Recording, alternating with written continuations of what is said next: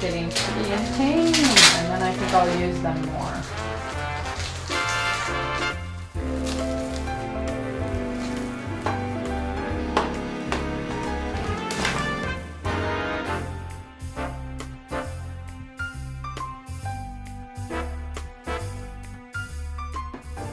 Hello! Today I'm going to be swatching the Faber-Castell 24 Mangus pencil set. If you would consider liking and subscribing, this might not be my most exciting video. Actually, none of my videos might be exciting if you're not into art. But if you are and you like watching people do paintings and artsy things, maybe consider subscribing because I've got more where that's coming from. I've been wanting this for a very long time. I think it'll look very pretty in a top-down view when I am using them. And I've also just love when pencils are all lined up in their, well, rainbow order. To me, this actually wasn't rainbow order. Maybe I'll move them around.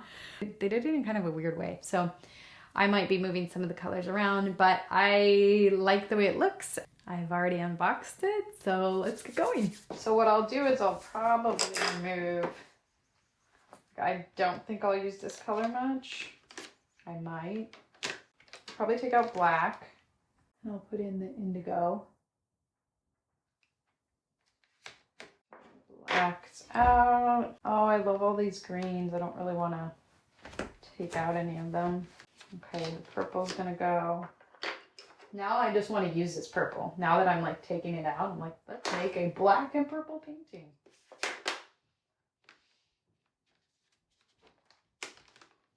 And cream.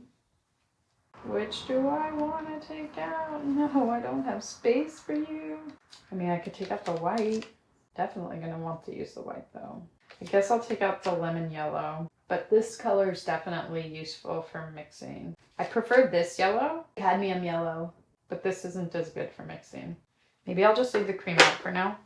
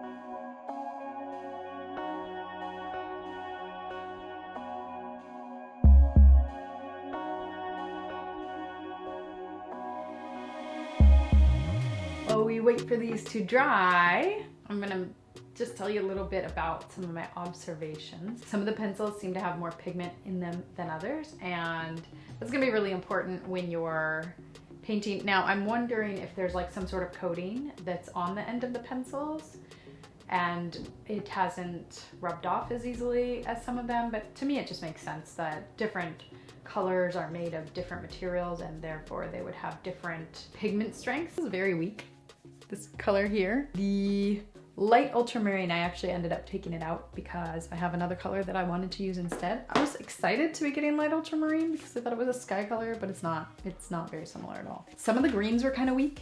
It was hard to get enough pigment out. The reds, almost too much pigment came out.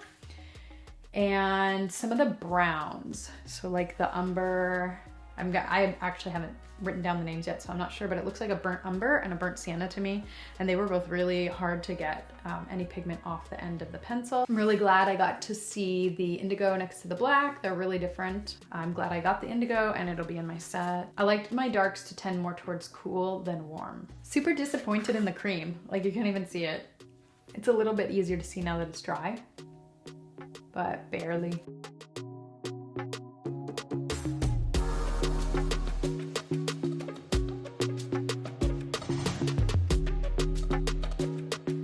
I think it's super important to swatch your colors ahead of time, even if you have something like this, because a lot of times they don't really match up very perfectly.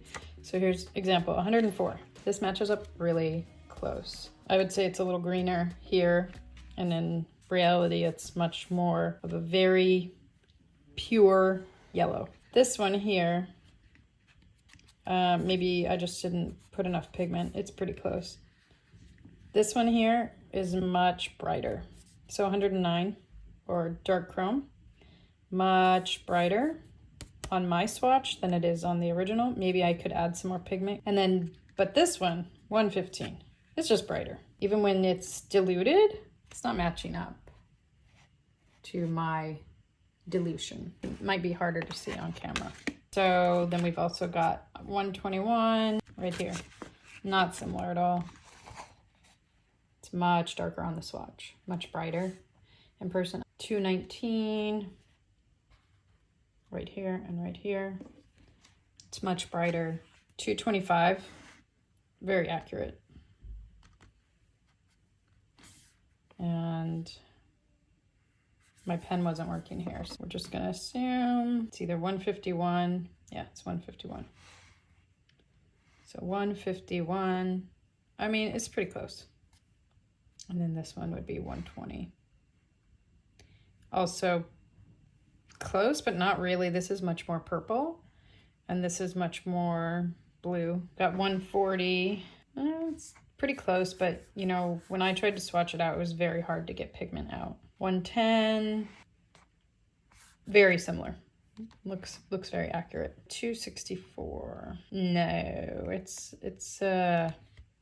this is much brighter. This is desaturated. 163. Yes, still also this is much brighter. 171. So bright. I mean, 171 looks like this, so maybe I labeled it wrong, but then we've got that label as 168, so I don't think so.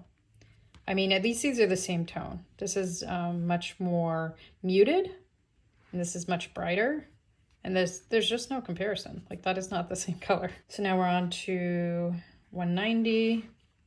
I feel like that's close enough. This is lighter and brighter, but maybe if we added more pigment, it would be, you could get it to that darkness, but when they've diluted it, it's still really dark and it's not really the same color. 187, very similar. 180, also very similar, but this has more green. And this doesn't have that green undertone. That's good, because I much prefer this. 177, I mean, it's not that dark, but maybe I just didn't add enough pigment because up here is pretty dark. 271, this is much more gray, much more leaning blue, and this is much more leaning red or pinkish. 274, I'd say that's pretty similar, but this is more red and this is more blue. Dark indigo, 157. Oh, that's mine that I added. Okay, so black. It's such a tiny swatch, sorry. It's hard to see. I would say close enough. I don't really see a huge difference. I'm gonna do a painting with this that will be linked here. And I think it's gonna be a bunny. A bunny from our trip to Richmond in Canada. Thank you for watching, and I will see you in the next one. Bye.